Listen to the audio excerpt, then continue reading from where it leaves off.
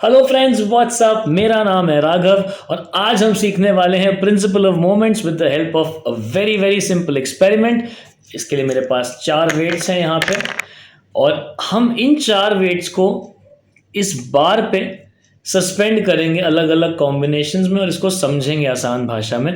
बचपन में हम सब ने कभी ना कभी सीसॉ पे तो ज़रूर खेला होगा। आज समझ लेते हैं सीसॉ के पीछे की फिजिक्स।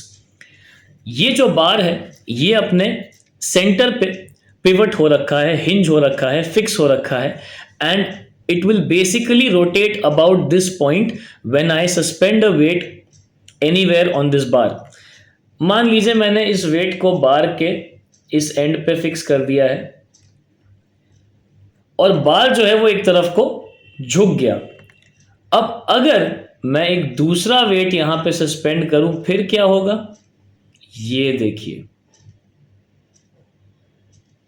मैंने यहां पे एक दूसरा वेट भी फिक्स कर दिया है और आप देख सकते हैं कि ये दोनों वेट्स जो हैं वो बराबर हैं, जिसके चलते ये बार रोटेट तो नहीं कर रहा, रोटेट तो नहीं कर रहा ये बार।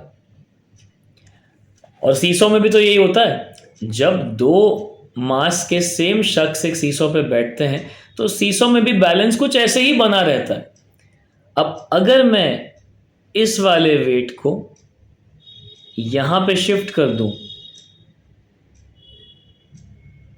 देखिए ये बार एक तरफ को झुक गया क्योंकि इन दोनों वेट्स की वजह से जो टॉर्क लग रहा था या फिर जो मोमेंट ऑफ फोर्स था या फिर जो उस फोर्स की वजह से टर्निंग इफेक्ट क्रिएट हुआ वो दोनों वेट्स के लिए अलग अलग था। Torque is basically defined as the vector product of the force, in this case it's the weight over here, multiplied by the perpendicular distance from the axis of rotation। तो force यहां पे downward है, axis of rotation से perpendicular distance हमारी ये हो गई जो कि इस वाले वेट के लिए कम है और इस वाले वेट के लिए ज्यादा है। और क्योंकि इस वाले वेट का टॉर्क ज्यादा है इसलिए ये वेट नीचे की तरफ बेंड कर रहा है। The principle of moments basically states that the anti-clockwise moments and the clockwise moments will always be equal. This principle focuses on the concept of rotational equilibrium, which states that the net torque on a system will be zero.